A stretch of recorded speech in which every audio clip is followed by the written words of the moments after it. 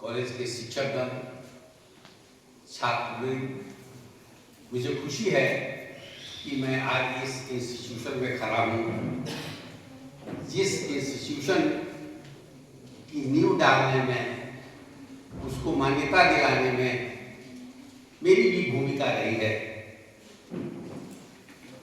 जैसा कि प्रिंसिपल साहबा ने बताया कि मैंने सेंट कोलंबस कॉलेज ज्वाइन किया था 1972 में, और 1972 से 1992 तक जब विश्वविद्यालय की स्थापना हुई सितंबर 1992 में, तो वाइस चांसलर ने मुझसे रिक्वेस्ट किया कि आपने सेंट कोलंबा कॉलेज में अच्छा काम किया और मैं चाहती हूँ, श्रीमती विनोदिनी तरवे वाइस चांसलर थी उस समय, और उन्होंने मुझसे रिक्वेस्ट किया कि आप पीजी में आ जाएं।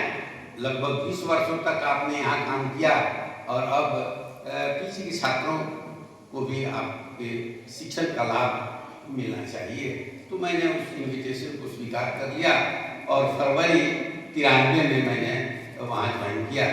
उसके बाद लगातार विश्वविद्यालय की स्थापना के काल से ही विश्वविद्यालय को भी, जैसे महाविद्यालय को संघर्ष करना पड़ता है, वैसे ही विश्वविद्यालय को भी संघर्ष करना पड़ा अपनी स्थापना के काल में। और चूंकि रांची विश्वविद्यालय का विभाजन हुआ था और विनोबा विश्वविद्यालय बना था, विनोबा विश्वविद्यालय की स्थापना के समय ही छपरा में जयप्रकाश विश्वविद्यालय की स्थापना हुई और मधेपुरा में बीएन मंडल की विश्वविद्यालय की स्थापना हुई। लेकिन जैसा कि प्रगति का स्तर रहा है, तो विनोबा विश्वविद्यालय में ज़्यादा प्रगति हुई है बीएन मंडल या जेपी यूनिवर्सिटी की तुलना में। तो हम लोगों ने काफ़ी संघर्ष किया उसकी स्थापना के काल में। जब मैं हेड था तो, और साथ ही साथ मैं dean faculty of social science था, तो ये दायित्व सौंपा गया था कि विभिन्न नए खुले बीएड महाविद्यालय का निरीक्षण किया जाए और एनसीटीई की नियमावली का पालन करते हुए इस दिशा में प्रयास किया जाए।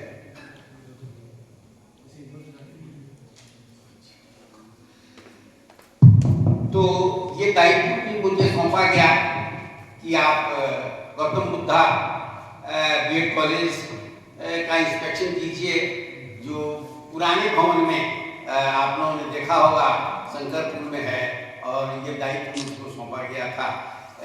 इसको मान्यता दिलाने में मैंने कहा कि संघर्ष करना पड़ा, इसलिए भी संघर्ष करना पड़ा क्योंकि वो जो पुराना भवन है वो खप्पर का है और जीर्ण शीर्ण हालत में था।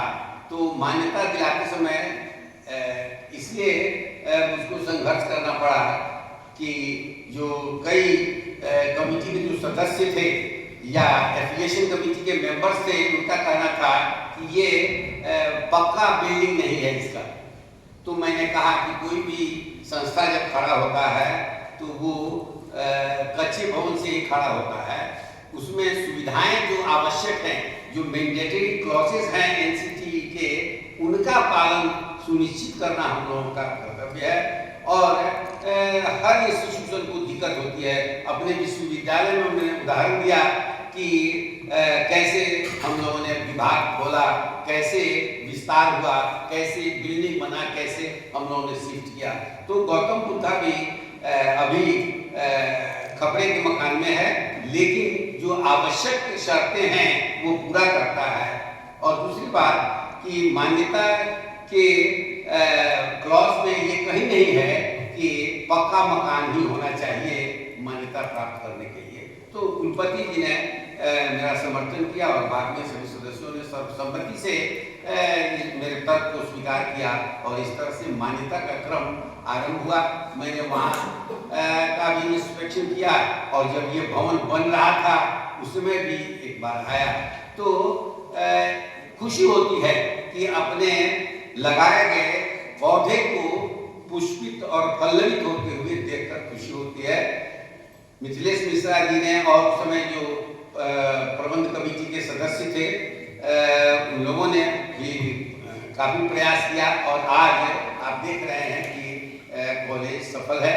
और एक हम लोग आपस में जब बात करते हैं तो मैंने कई लोगों को ये कहा था कि गौतम बुद्धा की एक खासियत है कि वहाँ क्लासेस रेगुलर होते हैं, और जहाँ क्लासेस रेगुलर होंगे तो परीक्षा में भी अनफेयरनेस नहीं होगा, और अच्छे शिक्षक जो ट्रेनिंग हैं वो अच्छे संस्कार पाएंगे, अच्छी शिक्षा पाएंगे और उसका प्रतिफल उन्हें मिलेगा।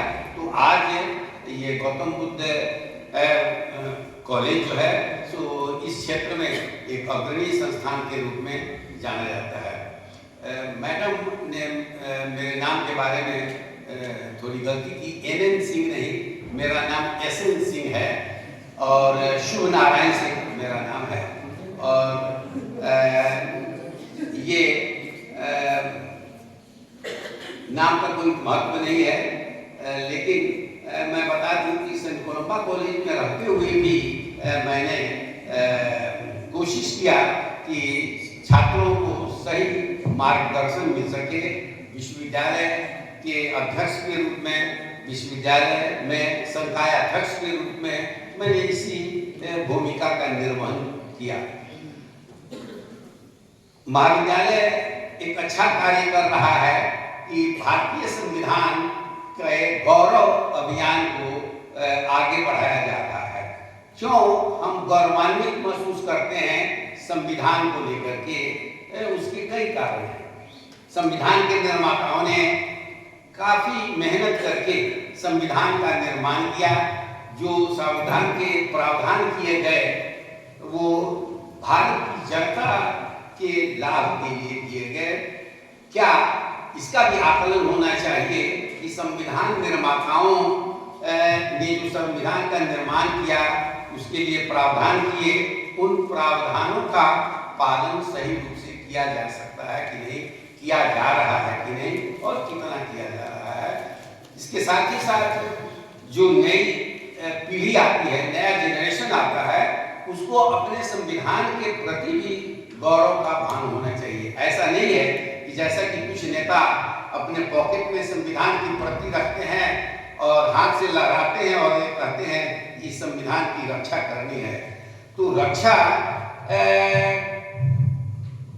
करने के लिए जो आवश्यक कार्य है वो महत्वपूर्ण है, न कि आप संविधान को अपने पॉकेट में रखिए, लेके घूमिए और संविधान के प्रावधानों का दिए गए अनुच्छेदों का उल्लंघन करते हैं।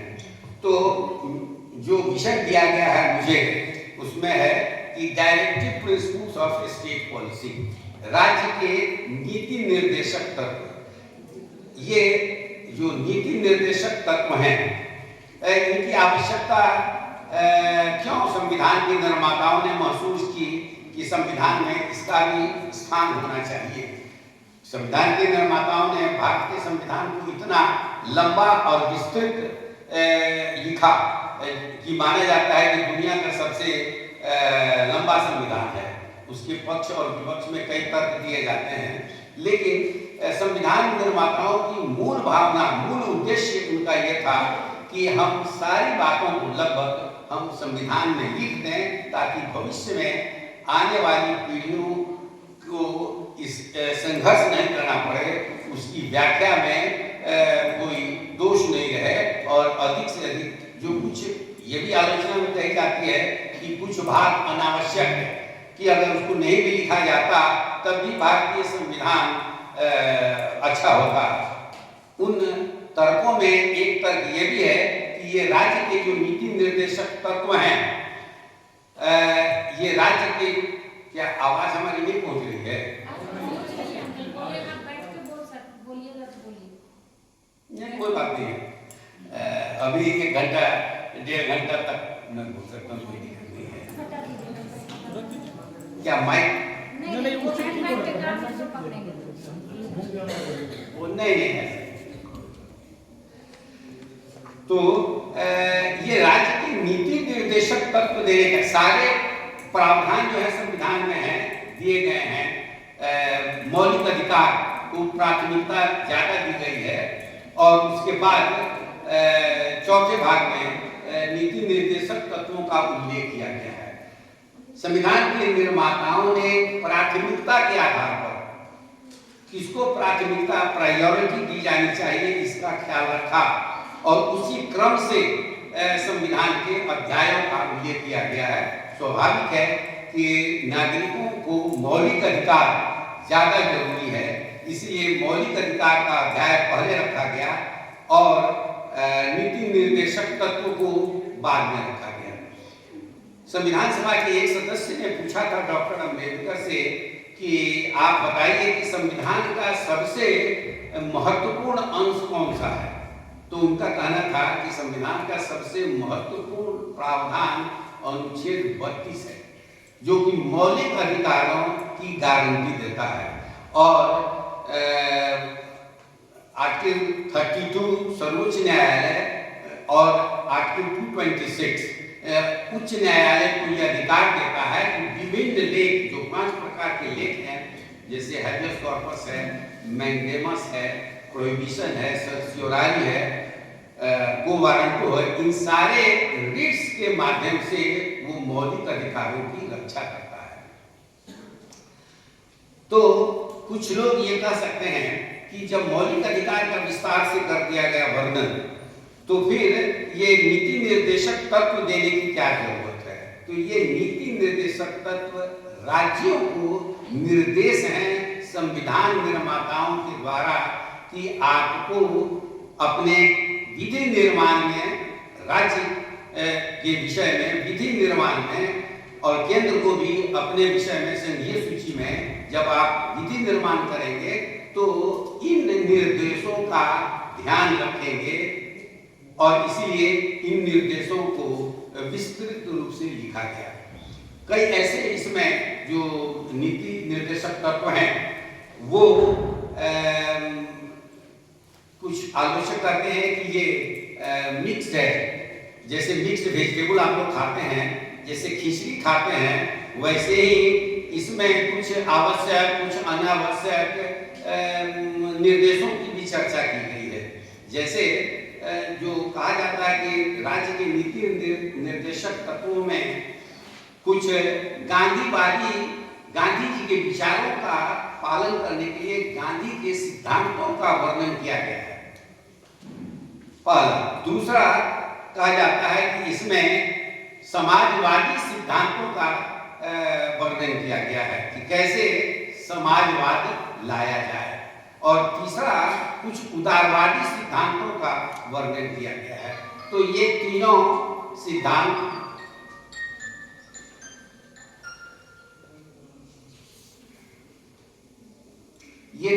सिद्धांतों का मिश्रण है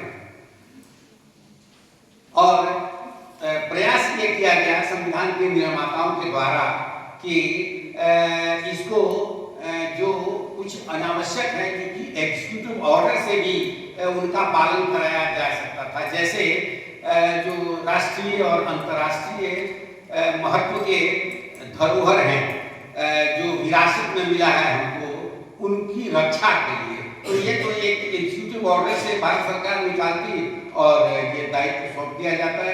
जैसे archaeological survey of India Lal Qila की या ताजमहल की या अन्य संस्थाओं, अन्य पुराने पुरातत्व महत्व के जो भवन हैं उनकी रख रखाव करता है, उनका रक्षा करता है। तो ये निर्देश देने की आवश्यकता नहीं थी, लेकिन ये अंत में दिया गया है और इस बात का ख्याल रखा गया है कि पहले जो आवश्यक निर्देश हैं उनको दिया जाए। तो ये राज्य के जो नीति निर्देशक तत्व हैं क्यों दिए गए, इसका मूल कारण ये है कि जब संविधान का जो उद्देश्य प्रस्ताव था 9 दिसंबर 1946 से संविधान सभा की बैठक शुरू हुई थी, तो उसमें सबसे पहले उद्देश्य प्रस्ताव ऑब्जेक्टिव रेजोल्यूशन पेश किया गया और उसको बाद में पास किया गया सर्वसम्मति से कि संविधान के निर्माण का ये उद्देश्य है। किस ऑब्जेक्टिव रेजोल्यूशन को, उद्देश्य प्रस्ताव को बाद में प्रस्तावना में जो संविधान का प्रियम्बुल है, आपने पढ़ा होगा कि संविधान का जहाँ अध्याय ये अनुच्छेद 1 शुरू होता है, जिसमें लिखा है कि India that is Bharat shall be a union of states, तो उसके पहले एक प्रस्तावना है, प्रियम्बुल है। तो प्रियम्बुल में संविधान के निर्माताओं ने संविधान निर्माण का लक्ष्य घोषित किया है कि हम क्या चाहते हैं, हमको क्या जनता के लिए करना है।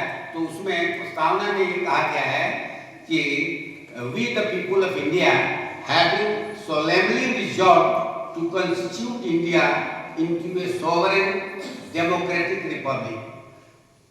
एक शब्द पर ध्यान देना है, जो मूल प्रस्तावना था उसमें आपातकाल में मिसेस गांधी ने 42वें संशोधन के माध्यम से 2 शब्दों को इंसर्ट किया था।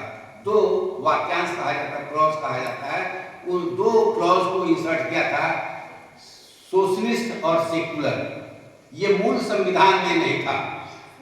संविधान के निर्माण के समय अनेक संविधान निर्माताओं ने प्रयास किया, प्रस्ताव पेश किया कि धर्मनिरपेक्ष लिख दिया जाए, और कुछ लोगों का कहना था कि समाजवादी शब्द का भी उल्लेख कर दिया जाए। लेकिन डॉक्टर अम्बेडकर का या अन्य अनेक संविधान निर्माताओं का ये कहना था कि हम आने वाली पीढ़ी को क्यों इस बंधन में जकड़ दें। आने वाली पीढ़ी को डिसाइड करना है कि वो किस तरह का समाज चाहते हैं, किस तरह की व्यवस्था चाहते हैं। इसलिए इस शब्द का प्रयोग नहीं किया जाना चाहिए। और कई बार प्रस्ताव आया, इन प्रस्तावकों में के.टी. शाह प्रमुख थे, उदारवादी चिंतक थे, तो उन्होंने कई बार प्रस्ताव पेश किया कि समाजवादी शब्द का, धर्मनिरपेक्षता का भी उल्लेख किया जाना चाहिए। लेकिन संविधान के निर्माताओं ने उसको आवश्यक नहीं समझा। तो having solemnly resolved to constitute India into a sovereign socialist democratic republic. तो ये सेकुलर भी बाद में जो जोड़ा गया, सोशलिस्ट और सेकुलर को मिला के, और to constitute India into a sovereign socialist secular democratic republic and to create a social order, in which justice, social, economic and political shall prevail। जो उद्देश्य है, जो नीति निर्देशक तत्वों का, बाद में इन्हीं शब्दों का अनुकरण करके ये नीति निर्देशक तत्वों में विस्तार दिया गया कि कैसे एक ऐसे समाज की संरचना की जाएगी जिसमें न्याय होगा। कैसा? तो आर्थिक, सामाजिक और राजनीतिक। ये स्वतंत्रता मिली भारत को, तो ये राजनीतिक स्वतंत्रता थी। लेकिन चिंतकों का ये कहना था कि जब तक आर्थिक स्वतंत्रता नहीं होगी, जब तक सामाजिक स्वतंत्रता नहीं होगी, अनेक तरह के बंधन थे समाज में, राज्य में अस्पृश्यता का था समस्या, जमींदारी प्रथा थी, कई तरह की सामाजिक बुराइयां थी। उन बुराइयों से जब तक मुक्ति नहीं मिलेगी, तब तक हम एक लोक कल्याणकारी राज्य की स्थापना, जो उद्देश्य था भारत में एक लोक कल्याणकारी राज्य की स्थापना करना था। तो लोक कल्याणकारी राज्य कैसे बनेगा? वो तभी हो सकता है जबकि सबों को समान न्याय मिले। जब तक आर्थिक असमानता रहेगी, तब तक समान न्याय नहीं मिल सकता है। ये तो समाज का अब भी है, संविधान में लिखा हुआ है। बाद में जो नीति निर्देशक तत्व हैं, मैं एक एक करके बताऊंगा कि जैसे स्त्रियों और पुरुषों के बीच समानता, लैंगिक समानता, तो अब भी प्रावधान होने के बावजूद उस समान स्तर पर हम अभी नहीं पहुंच पाए हैं। जैसे ये जो डायरेक्टिव है कि स्त्रियों को समान और पुरुषों को समान कार्य के लिए समान वेतन मिलेगा, तो ये समानता केवल सरकारी नौकरियों में है, गैर सरकारी नौकरियों में ये समानता अभी नहीं है।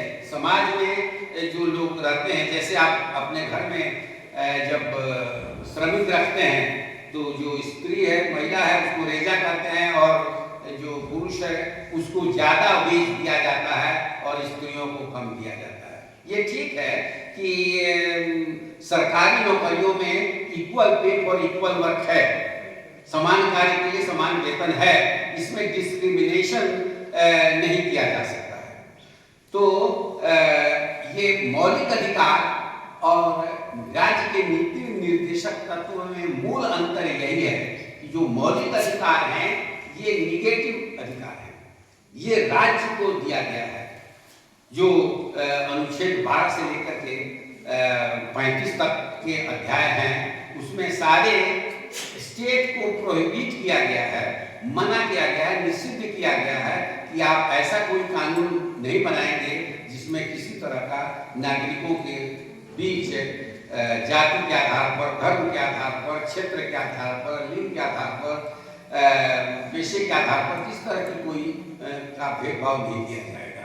तो ये अनेक आलोचक ये कहते हैं कि अगर मूल अधिकार के चैप्टर में ही राज्य के नीति निर्देशक तत्वों का उल्लेख होता तो ये ज्यादा कारगर होता। इसके लिए भी उदाहरण दिए जा सकते हैं, जैसे आर्टिकल जो राज्य के नीति निर्देशक तत्वों का जहां से वर्णन है, अनुच्छेद 38A में ये कहा गया है कि the state shall strive to promote the welfare of the people by creating a social order in which justice, social, economic and political shall prevail। एक ऐसे समाज की संरचना करेगा राज्य जिसमें आर्थिक, सामाजिक और राजनीतिक स्वतंत्रता हो, बंधुता हो। बाद में जो प्रियम्बुल में भी ये फ्रेंच संविधान से समानता और बंधुत्व की भावना का, लिबर्टी, फ्रेटर्निटी की बात कही गई है। आप लोगों ने पढ़ा होगा कि भारतीय संविधान विश्व के अनेक संविधानों के अच्छे प्रावधानों को लिया गया है, उसमें आत्मसात किया गया है। भारत में कुछ ब्रिटिश संविधान से लिया गया है, कुछ अमेरिकी संविधान से लिया गया है, कुछ जापान के संविधान से लिया गया है, कुछ आयरलैंड के संविधान से लिया गया है। ये जो directive principles of state policy है ये आयरलैंड के संविधान से लिया गया है, लेकिन कुछ अंश ब्रिटिश संविधान का है। लेकिन आपने पढ़ा होगा कि ब्रिटिश संविधान कहा जाता है कि British constitution is the product of chance and wisdom. सैकड़ों वर्ष, हजारों वर्ष लग गए ब्रिटिश संविधान के विकसित होने में, उसका इवोल्यूशन हुआ है, विकास हुआ है। लेकिन यहाँ विकास नहीं हुआ। यहाँ संविधान निर्माताओं ने बैठ करके काफी लंबा समय किया, 2 साल 11 महीना 18 दिन उसमें लगाया और एक एक प्रावधान पर विस्तार से चर्चा करके सर्वसम्मति से प्रयास किया कि इन प्रावधानों को लिया जाए। एक सर B.N. राव थे जो कि संविधान सभा के कॉन्स्टिट्यूशनल एडवाइजर थे। वे विदेश गए थे, Britain, America, Canada, Australia, Japan, उन्होंने कई देशों का दौरा किया था और वहाँ के संविधानों का अध्ययन किया था। तो इसीलिए ब्रिटिश कॉन्स्टिट्यूशन तो एक संयोग से विकसित होता चला गया। आप लोग पढ़ते हैं कैबिनेट के बारे में, जो ये कैबिनेट शब्द है CABINET, ये प्रारंभ में जो कैबिनेट फॉर्मेशन हुआ था ब्रिटेन का, तो ये जो कैबिनेट के मेंबर शामिल थे उनके नाम का इनिशियल लेटर है। C for Callington, A for Arlington, ऐसे ही सारे शब्दों का ये जो है और उसको कॉन्स्टिट्यूशनल स्टेटस दे दिया गया है भारत के संविधान के निर्माताओं ने।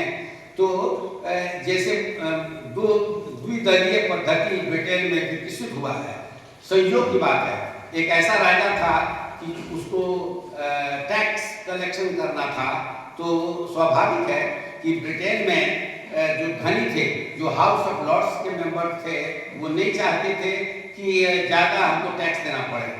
समाज में हम लोग सभी आदमी हैं कि गरीब चाहता है कि हमको टैक्स नहीं देना पड़े और अमीर चाहता है कि हमको नहीं टैक्स देना पड़े, लेकिन सरकार को तो बिना टैक्स लिए काम चलेगा नहीं। तो पहले एक ही एडवाइजरी टीम होती थी, एक ही सदन होता था। तो राजा ने कहा कि नहीं ठीक है, आप लोग आपस में क्यों झगड़ते हैं, एक जो लॉर्ड्स हैं वो एक तरफ बैठेंगे, एक सदन में बैठेंगे, और जो कॉमन आदमी है वो दूसरे सदन में। तो इसलिए हाउस ऑफ लॉर्ड्स और हाउस ऑफ कॉमन्स दो हाउसेस डेवलप हुआ, द्विसदनात्मक व्यवस्था।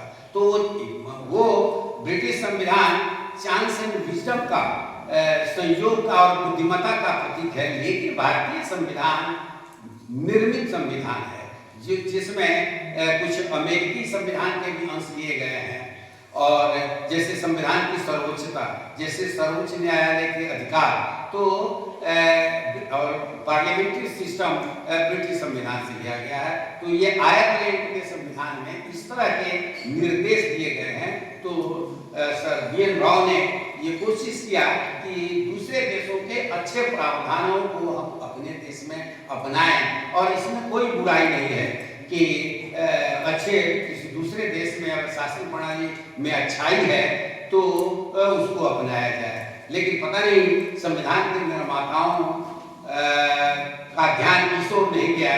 जैसे स्विट्जरलैंड के संविधान में एक प्रावधान है कि अगर कोई एक परिवार का एक व्यक्ति मंत्री है तो उस परिवार का दूसरा कोई मंत्री नहीं बनेगा।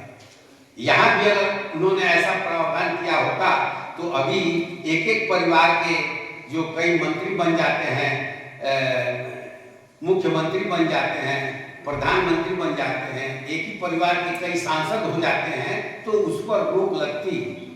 ऐसी अनेक अव्यवस्थाएं या त्रुटियां हैं संविधान में, जिस पर विचार करने की आवश्यकता है कि कैसे और इस संविधान को गौरवशाली बनाया जाए और अधिक से अधिक लाभदायी बनाया जाए। तो ये directive principles of state policy का उद्देश्य यही था कि राज्यों को ये निर्देश दिया जाए कि आप ऐसे कानून बनाएंगे जिससे ज़्यादा से ज़्यादा लोगों को लाभ हो सके और लोक कल्याणकारी राज्य की स्थापना किया जाए। तो जो आधार है डायरेक्टिव प्रिंसिपल्स का, वो संविधान का प्रीएम्बुल है। संविधान में जो ऑब्जेक्टिव रेजोल्यूशन पास किया गया था वो है, जो लक्ष्य रखा गया था संविधान का, उसी लक्ष्य की प्राप्ति में ये डायरेक्टिव प्रिंसिपल्स ज़्यादा कारगर है या उसी को अधिक प्रभावकारी बनाने का प्रयास किया गया है। जो अनेक ऐसे निर्देशक तत्व हैं जिनका इसकी आलोचना में कहा जाता है, नीति निर्देशक तत्व की आलोचना में ये कहा जाता है कि जैसे एक आलोचक हैं जिन्होंने ये कहा कि ये डायरेक्टिव प्रिंसिपल्स एक ऐसे चेक की तरह है जिसका भुगतान बैंक की इच्छा पर निर्भर करता है। डायरेक्टिव प्रिंसिपल्स बाध्यकारी नहीं है, राज्य को मैंडेटरी उनके लिए नहीं है, उनको बाध्य नहीं किया जा सकता है कि आप ऐसा ही कानून बनाएं। इसीलिए इन डायरेक्टिव प्रिंसिपल्स को लागू करने में काफी ज्यादा समय लगा। एक उदाहरण मैं देता हूँ, जैसे अनुच्छेद 40 है। गांधी जी की बहुत इच्छा थी कि गांव का विकास तभी हो सकता है, गांव में सुराज तभी आ सकता है जबकि ग्राम पंचायतों की स्थापना की जाए, और ये बहुत अच्छा सुझाव था। लेकिन ये बाध्यकारी नहीं था, डायरेक्टिव प्रिंसिपल्स में था। इसीलिए आप समझ लीजिए कि 40 साल लगे। जवाहरलाल नेहरू के लीडरशिप क्वालिटी में एक आलोचना ये भी की जाती है कि उन्होंने गांधीवादी सिद्धांतों पर उतना ध्यान नहीं दिया, उसको उतनी तन्मयता से लागू करने का प्रयास नहीं किया जितना उन्होंने समाजवादी सिद्धांतों। जवाहरलाल नेहरू सोवियत यूनियन से ज़्यादा प्रभावित थे।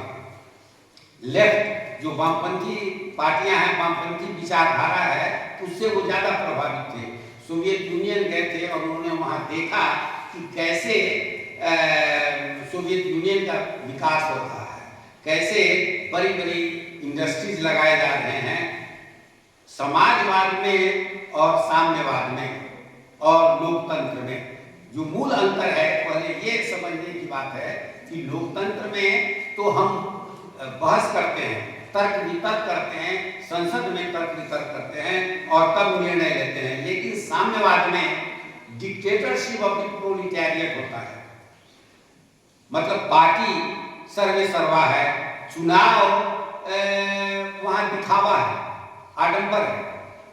एक पार्टी जो है जो सर्वशक्तिशाली है कहा जाता है, पहले तो जब तक सोवियत यूनियन था, डिसइंटीग्रेशन के बाद अब रूस है, तो सोवियत यूनियन के संविधान में लिखा गया था कि किसी विरोधी दल का, साम्यवादी पार्टी छोड़ करके किसी दूसरे दल का जन्म नहीं हो सकता है। अगर जन्म होगा तो उसका जन्म जेल के अंदर ही हो सकता है। मतलब साम्यवाद का विरोध जो करता है वो इस देश में रहने के लायक नहीं है।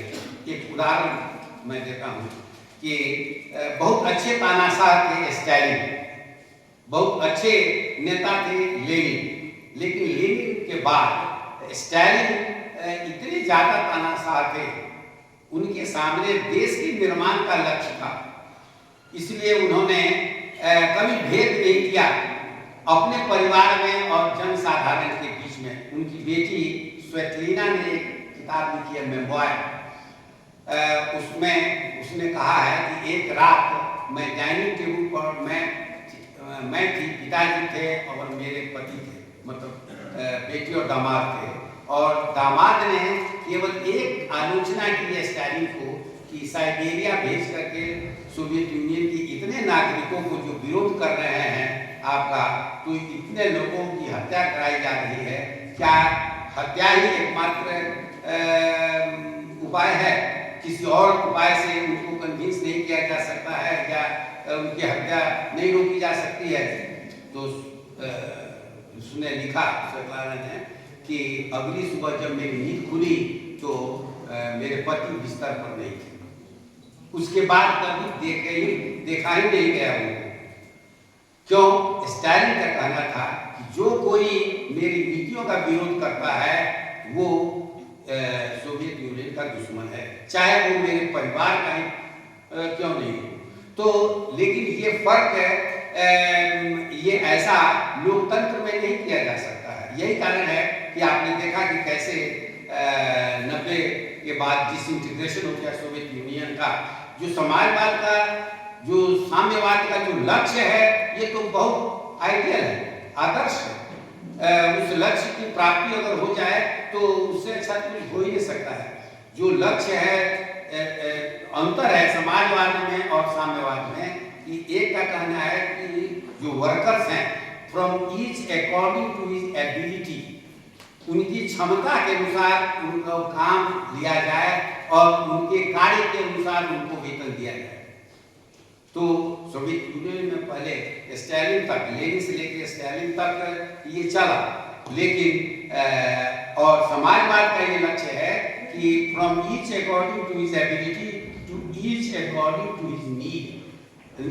नागरिक के, जनता के क्षमता के अनुसार उससे काम लीजिए, लेकिन उसकी आवश्यकता के अनुरूप उसको साधन मुहैया कराए। ये राज्य का कर्तव्य होता है। तो ये आदर्श बहुत है। आज तक कोई कम्युनिस्ट स्टेट सफल नहीं हो पाया। यही कारण है कि जो राज्य के साधन हैं, उत्पादन के साधन हैं, उनका वितरण इस तरह से, जो राज्य के नीति निर्देशक तत्व का वर्णन किया गया है, उसमें ये कहा गया है कि भारत में उत्पादन के साधन और उसके वितरण का इस तरह से किया जाएगा व्यवस्था कि समाज में समान रूप से लोगों का विकास हो सके, उनको सामाजिक, आर्थिक और राजनीतिक न्याय मिल सके। तो ऐसे समाज की स्थापना का लक्ष्य रखा गया था। इसलिए पंडित जवाहरलाल नेहरू ने सोवियत मॉडल को एक्सेप्ट किया, लेकिन वो ये भूल गए कि सोवियत यूनियन एक लोकतांत्रिक देश नहीं है, वहाँ तानाशाही है, और भारत एक लोकतांत्रिक देश है। इसलिए उन्होंने बहुत प्रयास किया मिक्स्ड इकोनॉमी भारत में रखा कि जिसमें कैपिटलिज्म भी हो, सोशलिस्ट व्यवस्था भी हो और जो सिस्टम हो वो ऐसा हो कि दोनों के मिश्रण से काम चले। तो यहाँ पब्लिक सेक्टर अंडरटेकिंग की स्थापना तो उन्होंने कराई, जैसे आपको देखते हैं बोकारो में स्टील प्लांट है, रांची में HEC है, लेकिन उसके बाद की जो व्यवस्था होनी चाहिए थी कि उसके उत्पादित वस्तुओं का यही उपयोग हो, जनता के लिए हो, इस पर उनका ध्यान नहीं गया। इसीलिए ये जो बहुत सारे डायरेक्टिव हैं, निर्देशक तत्व हैं, उनका कार्यान्वयन सही ढंग से नहीं हो पाया। तो मौलिक अंतर ये है दोनों में, राज्य के नीति निर्देशक तत्व में और मौलिक अधिकार में, कि मौलिक अधिकार को सर्वोच्च न्यायालय द्वारा जो संविधान का रक्षक है उसको लागू कराया जा सकता है। जैसे आपका हमारे किसी बंधु का अगर कोई अपहरण करता है, गिरफ्तारी होती है पुलिस के द्वारा, तो वो न्याय मांगने के लिए रिट्स के लिए वो हाई कोर्ट और सुप्रीम कोर्ट जा सकता है। लेकिन ये डायरेक्टिव प्रिंसिपल्स हैं, ये जस्टिसेबल नहीं है, ये अपरिवर्तनीय है, इन्फोर्स इनको नहीं कराया जा सकता है। तो सबसे कमजोरी यही है। जो शब्दावली का प्रयोग किया गया है द स्टेट, आर्टिकल 38A में, the state shall strive to promote the welfare of people. Strive का मतलब होता है प्रयत्न करना, चेष्टा करना। तो ये राज्य को चेष्टा करने के लिए क्यों संविधान के निर्माता चाहते थे कि वो करें? उनको बाध्यता देनी थी कि आप एक ऐसे समाज की स्थापना कीजिए जिसमें उत्पादन के साधनों का विकेंद्रीकरण हो, किसी तरह का केंद्रीयकरण नहीं हो, कुछ अमीर हो जाएं और बाकी लोग गरीब रहें, ऐसी व्यवस्था नहीं हो। प्रयास हुआ इसको लागू करने के लिए, जैसे भारत में जमींदारी उन्मूलन की व्यवस्था की गई, जहाँ जिन राज्यों में जमींदारी प्रथा थी उसका उन्मूलन किया गया, जिसमें बिहार, झारखंड और बिहार उस समय साथ था। तो सबसे पहले देश में बिहार में ही जमींदारी उन्मूलन का काम हुआ, जिसको पटना हाईकोर्ट ने असंवैधानिक घोषित कर दिया। उसके एक क्लॉज को, जिसमें छोटे और बड़े जमींदारों के बीच अंतर स्थापित करने का प्रयास किया गया था। Kameshwar Singh versus state of Bihar का ये मुकदमा था कि कामेश्वर सिंह दरभंगा के राजा थे, उन्होंने केस किया कि जमींदारी उन्मूलन कानून तो ठीक है, हम मान लेते हैं उसको, लेकिन हमको बड़े जमींदार हैं, हमारा ज्यादा खेत चला गया तो हमको कम मुआवजा मिले और छोटे जमींदार को ज्यादा। ये अनुच्छेद 14 का वायोलेशन है, समानता के अधिकार का वायोलेशन है। तो इसको सर्वोच्च न्यायालय ने सही माना और बाद में उसको संशोधन करना पड़ा। तो directive principles of state policy में और फंडामेंटल ये राइट्स में मूल अंतर ये है कि उनको लागू कराया जा सकता है मूल अधिकार को, जो जैसे समानता का अधिकार है, स्वतंत्रता का अधिकार है, संपत्ति का है, जो बाकी अधिकार है सबको लागू कराया जा सकता है। लेकिन भाग 4 के इस डायरेक्टिव को लागू कोर्ट के द्वारा नहीं कराया जा सकता है। दूसरा अंतर है कि मौलिक अधिकार निगेटिव है, स्टेट के ऊपर दायित्व सौंपता है कि आप ऐसा ऐसा काम नहीं करेंगे। जैसे अनुच्छेद 14 में दिया गया है कि the state shall not deny to any person equality before law and equal protection of law। राज्य किसी व्यक्ति को कानून के समक्ष समानता और कानून के समान संरक्षण के अधिकार से वंचित नहीं करेगा। इसलिए आप लोग रिट फाइल करने के लिए जाते हैं,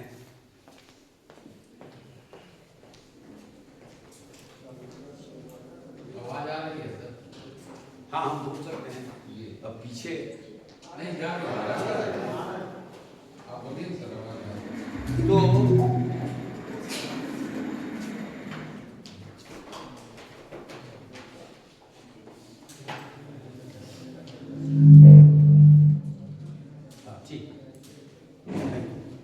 तो ये अनुच्छेद 14 में जो समानता का अधिकार दिया गया है, उसको लागू कराने के लिए आप जो अनुच्छेद 32 का 32 का उपयोग कर सकते हैं, लेकिन डायरेक्टिव प्रिंसिपल्स को भाग 4 में दिए गए सभी निर्देशों को लागू करने के लिए आप न्यायालय की शरण में नहीं जा सकते हैं। डायरेक्टिव प्रिंसिपल्स पॉजिटिव निर्देश हैं, और जो ये मूल अधिकार है, फंडामेंटल राइट्स है, वो निगेटिव है कि राज्य को मना करता है कि आप नागरिकों के स्वतंत्रता और अभिव्यक्ति के अधिकार का हनन नहीं कर सकते हैं, संपत्ति नहीं उनका छीन सकते हैं। तो ये मना करता है, निगेटिव है, लेकिन डायरेक्टिव प्रिंसिपल्स पॉजिटिव है। मैं बता रहा था कि जो ये डायरेक्टिव प्रिंसिपल्स का 40वां अनुच्छेद है संविधान का, उसमें पंचायतों की स्थापना की बात कही गई थी। तो गांधी जी चाहते थे, दो चीज गांधी जी चाहते थे। नंबर एक कि गांव के लिए ग्राम पंचायत की स्थापना हो। पुरानी जो प्रथा थी गांवों में पंचायत के द्वारा न्याय दिलाना, उपलब्ध कराना, तो वो चाहते थे कि सस्ता भी होगा और सुलभ भी होगा अगर ग्राम पंचायतों की स्थापना की जाएगी। तो महात्मा गांधी के इन विचारों को जवाहरलाल नेहरू ने उपयुक्त नहीं समझा, और बाद में 90 के बाद आकर के और 73वां और 74वां संवैधानिक संशोधन के द्वारा पंचायती राज की स्थापना की गई। अब उसमें कई संशोधन किए गए, कई व्यवस्थाएं की गई हैं, जिससे विमेंस एम्पावरमेंट की व्यवस्था की गई है। पंचायतों में प्रतिनिधित्व की जो व्यवस्था थी उसमें विस्तार किया गया है। कैसे सहभागी बनाया जाए स्त्रियों को पुरुषों की तुलना में, इसमें भी कई संघर्ष करने पड़े। तो जो संविधान में दिए गए हैं डायरेक्टिव प्रिंसिपल्स, वे आवश्यक हैं एक समान सामाजिक न्याय और आर्थिक न्याय दिलाने के लिए। जब तक आर्थिक समानता नहीं होगी, भेदभाव होगा नागरिकों के बीच में, तो समाजवाद की स्थापना नहीं की जा सकती है और लोक कल्याणकारी राज्य की कल्पना नहीं की जा सकती है।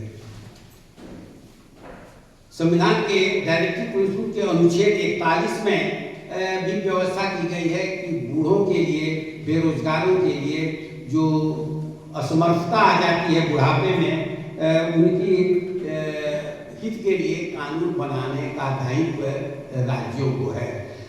42 में कार्य को न्याय संगत बनाने के लिए, मतलब कि जो मजदूर काम करते हैं या जो अधिकारी काम करते हैं, उनके कार्यों के घंटे को निर्धारित करना आवश्यक है। क्योंकि लोगों का, मजदूरों का शोषण होता था पहले, कि कई तरह की मजदूरी कुप्रथाएं थी, जैसे बंधुआ मजदूर प्रथा था, या कार्य के घंटे भी निर्धारित करना आवश्यक था। तो इसके लिए डायरेक्टिव प्रिंसिपल्स में प्रावधान किया गया है।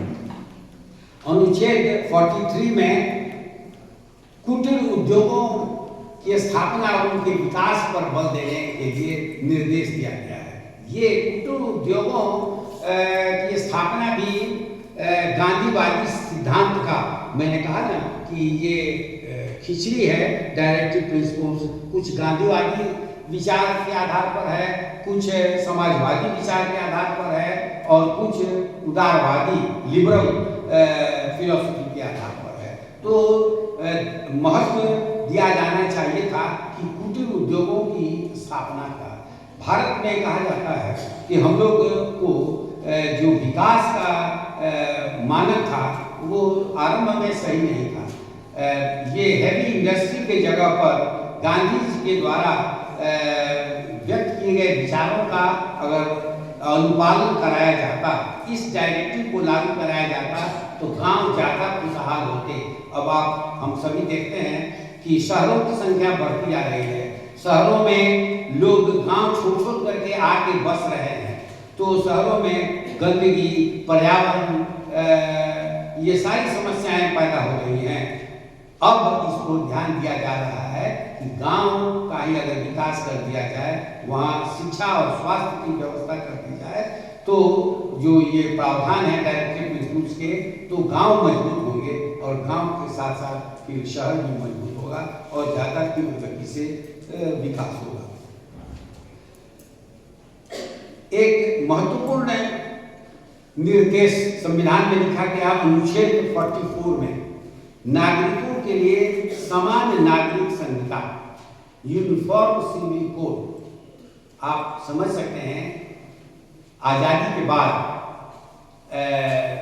जो प्रथम आम चुनाव हुआ, उस समय के पहले या उस समय ही अगर भारत में यूनिफॉर्म सिविल कोड लागू कर दिया जाता, तो अभी जो समस्याएं पैदा हो रही हैं, ये समस्याएं पैदा नहीं होती। संविधान के निर्माताओं ने ये माना कि एक देश के लिए एक तरह का कानून होना चाहिए। विदेश में ऐसे अनेक देश हैं जहां हर देश में एक तरह के कानून हैं। एक कानून मिस्टर ए के लिए, दूसरा कानून मिस्टर बी के लिए और तीसरा कानून मिस्टर सी के लिए लागू नहीं किया जा सकता है। इससे अनेक समस्याएं पैदा होती हैं और समाज में विग्रह पैदा होता है, टेंशन होता है, कन्फ्रंटेशन होता है। तो ये पैदा जो अभी हो रहा है, ये पैदा नहीं होता। कितने साल लग गए? 70 साल से ज़्यादा लग गए यूसीसी लाने में। अब कई राज्य, सबसे पहले गोवा ने इसमें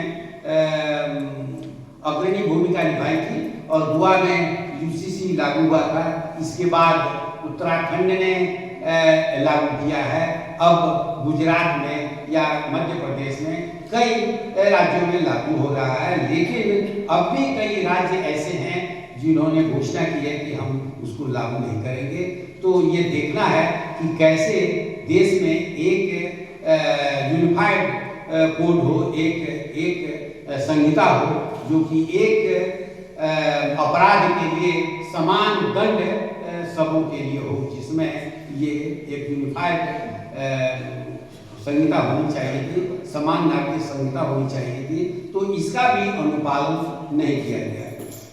लेकिन ऐसा नहीं है कि सारे डायरेक्टिव्स को इग्नोर किया गया, नहीं, ऐसा नहीं है। जैसे छोटे बच्चों के लिए, 6 साल से कम आयु के बच्चों के लिए कैसे उनकी शिक्षा व्यवस्था होगी, राइट टू एजुकेशन में उसको स्थान दिया गया।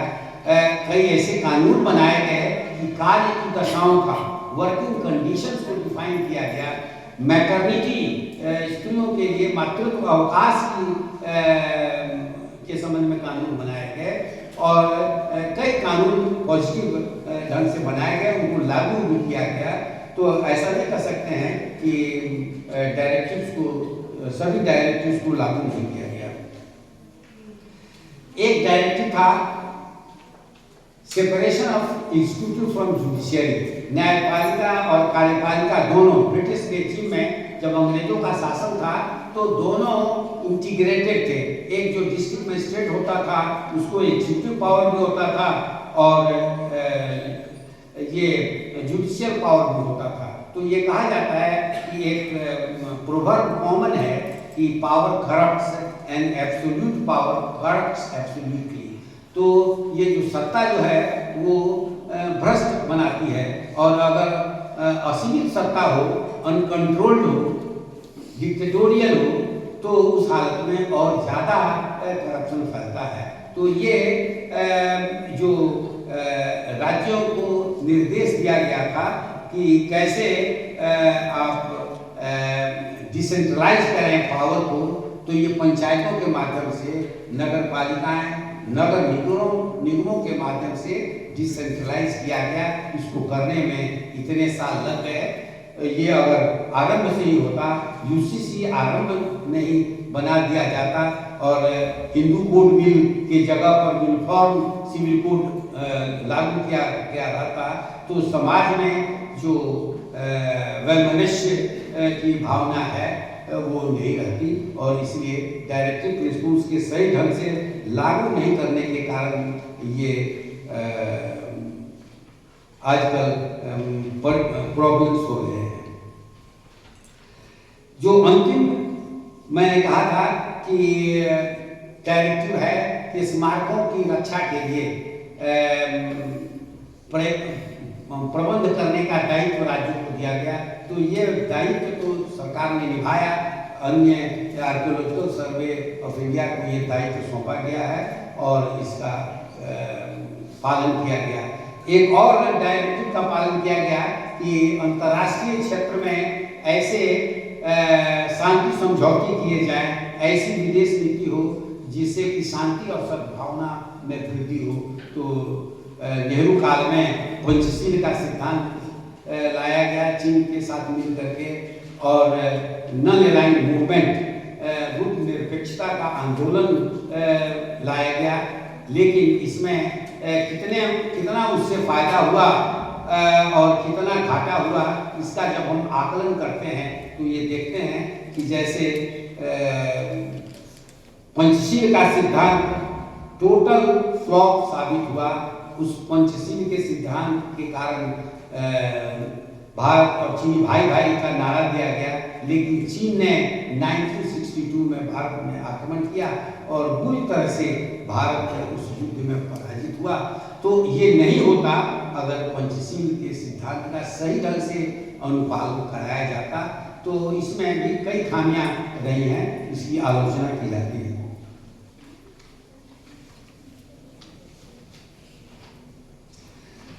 संविधान के 42nd अमेंडमेंट के द्वारा डायरेक्टिव प्रिंसिपल्स में भी संशोधन किया गया था। इस 42nd अमेंडमेंट की पृष्ठभूमि संविधान में 24वें संवैधानिक संशोधन से आया है। 24 में राइट टू प्रॉपर्टी को संशोधित किया गया था।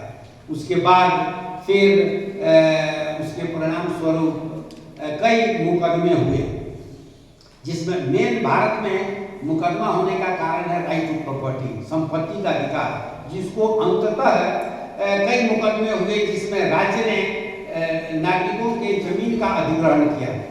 तो शुरू में कहा गया कि आप अधिग्रहण कर सकते हैं, बाद में सर्वोच्च न्यायालय ने कहा कि आप अधिग्रहण नहीं कर सकते। एक मुकदमा हुआ था Golaknath versus state of Punjab. Golaknath ने चुनौती दी थी कि उनके जमीन को पंजाब सरकार ने एक्वायर कर दिया था। तो इस केस में चीफ जस्टिस सुब्बा राव ने ये कहा कि राज्य को कोई ऐसा कानून बनाने का अधिकार नहीं है जो कि नागरिकों से उसके अधिकारों को छीन सके, उसका अतिक्रमण कर सके। और ये जो प्रॉपर्टी लिया गया है गोलकनाथ का, ये संविधान के द्वारा प्रदत्त मौलिक अधिकार के सिद्धांत के खिलाफ है, इसलिए ये असंवैधानिक है। तो जब मिसेस गांधी प्रधानमंत्री बनी तो उन्होंने एक संशोधन किया जिसमें ये कहा गया कि नहीं, डायरेक्टिव प्रिंसिपल्स के आर्टिकल 39 को लागू करने के लिए अगर कोई संविधान संशोधन किया जाता है और नागरिकों के मौलिक अधिकार को, संपत्ति को अर्जित किया जाता है, तो वो असंवैधानिक नहीं होगा। फिर इस संशोधन को चुनौती दिया गया और एक केशवानंद भारती का केस हुआ। केशवानंद थे केरल के एक मठाधीश थे, मठ का उनकी जमीन ली गई। तो उन्होंने कहा क्या कि नहीं, ये जो गोलकनाथ का केस था उसके विपरीत कानून बनाया गया और मेरी भी संपत्ति ली गई है और इसलिए मेरी संपत्ति अधिकृत नहीं की जा सकती है, मेरी जमीन अधिकृत नहीं की जा सकती है। तो केशवानंद भारती के केस में उस समय तक सर्वोच्च न्यायालय में भी संसद बनाम न्यायपालिका का संघर्ष था, लेकिन मिसेस गांधी ने उन न्यायाधीशों को सुपरसीड कर दिया जिन्होंने गोलकनाथ के केस में निर्णय लिया था कि नागरिकों से उनकी जमीनें अधिकृत नहीं की जा सकती, नहीं छीनी जा सकती। और ऐसे जज को दो सुप्रीम कोर्ट के 2 सीनियर जजों को सुपरसीड करके जो थर्ड थे उनको मुख्य न्यायाधीश बना दिया गया और कहा गया कि जुडिशियरी भी कमिटेड होना चाहिए पार्टी की नीतियों के प्रति, संसद के निर्णयों के प्रति, और संसद सर्वोच्च है। तो केशवानंद भारती के केस में ये निर्णय हुआ कि संविधान में संशोधन करने का अधिकार तो है संसद को, लेकिन ये अधिकार असीमित नहीं है। संविधान के जो बेसिक स्ट्रक्चर है, आधारभूत ढांचा जो संविधान का है, उसमें संशोधन नहीं किया जा सकता है। तो इस तरह से संसद के कानून को सुप्रीम बनाने के लिए फिर बाद में मिसेस गांधी ने 42nd अमेंडमेंट कराया और ये कहा कि नहीं, संसद जो कानून पास करेगा उसी को न्यायपालिका को लागू करना होगा और उसको इस क्षेत्र में न्यायिक समीक्षा का, जुडिशियल रिव्यू का अधिकार नहीं होगा। तो इस तरह से समय समय पर क्लैश हुआ मौलिक अधिकार को लेकर के और राज्य के नीति निर्देशक तत्वों को लेकर के, लेकिन अब एक जुडिशियरी ने, सर्वोच्च न्यायालय ने एक हार्मोनी का सिद्धांत कंस्ट्रक्ट किया है, निर्माण किया है कि दोनों के बीच में हार्मोनी होनी चाहिए, सामंजस्य होनी चाहिए।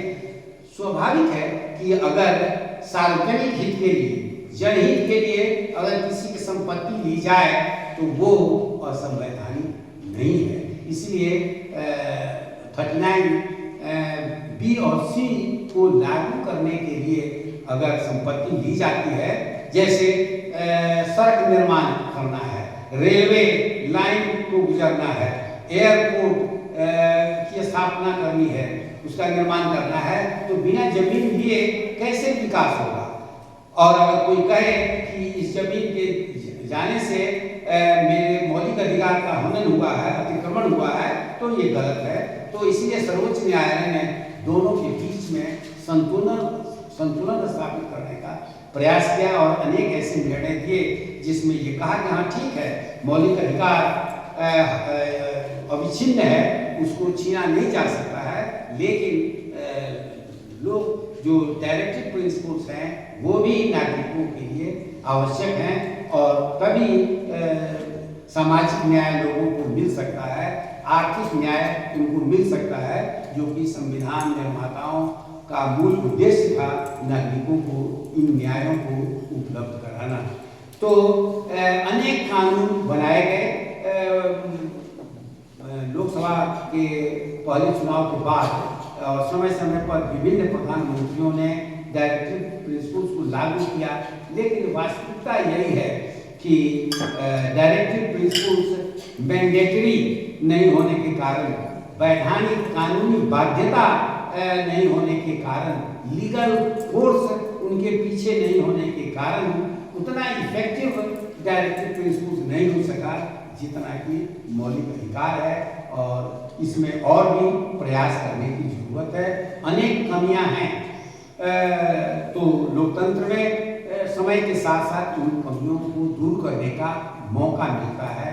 इसलिए हमारे संविधान के निर्माताओं ने संविधान में जो प्रावधान किए वो काफ़ी सोच विचार करके, चिंतन करके, आम सहमति से, सर्वसम्मति से ये किया और ये उम्मीद की जाती है कि जो हमारे आने वाली पीढ़ी है, जो हमारे बच्चे हैं, जो छात्र हैं, युवा हैं, वो संविधान के इन प्रावधानों के बारे में जाने, उनमें जागरूकता आए।